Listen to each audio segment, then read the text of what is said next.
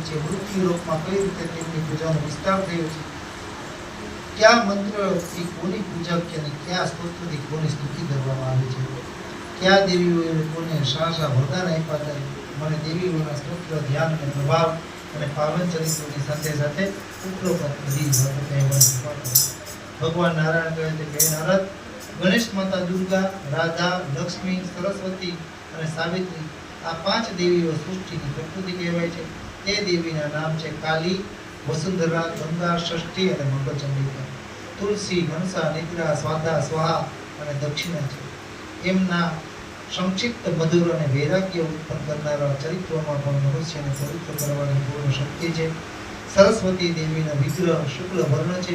એ પરમ સુંદર દેવી સદા હસતા રહે છે. એમના એક હાથમાં વીણા અને બીજા હાથમાં પુસ્તક છે. જે પુરુષ ભગવતી સરસ્વતીને પોતાના ઈષ્ટ દેવી માને છે તે બધા માટે આ નિત્ય ક્રિયા છે. ઓમ શ્રીમ હ્રીમ સરસ્વતીએ નમઃ એ વૈદિક અષ્ટાક્ષર મૂળ મંત્ર પરમ શ્રેષ્ઠ તથા બધા માટે ઉપયોગી છે. આ મંત્રને કલ્પવૃક્ષ પણ કહેવામાં આવે છે.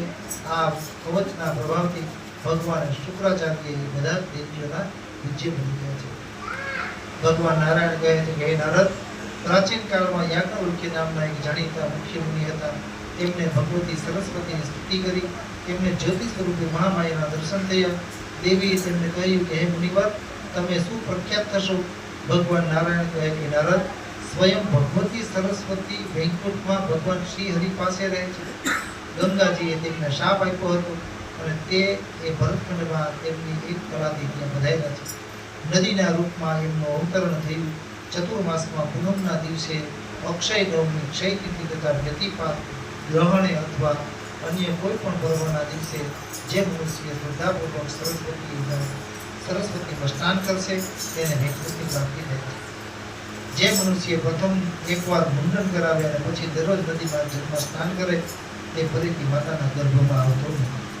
સુતજી કહે છે કે હે શૌનક, ભગવાન નારાયણની વાત સાંભળી મુનિવર નારદજીએ ફરીથી તેમને પૂછ્યું કે સત્ય સ્વરૂપા પુણ્યદા શુભપ્રદા ગંગાજીએ સરસ્વતીને કેમ શાપ આપ્યો?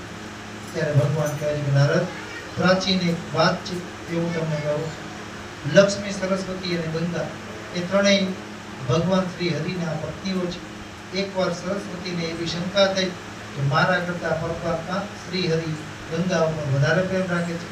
તેથી તેમણે શ્રી હરિને કંઈક અપ્રિય શબ્દ કહ્યો અને ગંગા હરિને અપ્રિય શબ્દ કહ્યા અને ગંગા પર ક્રોધ કરીને કઠોર વ્યવહાર કરવા લાગી.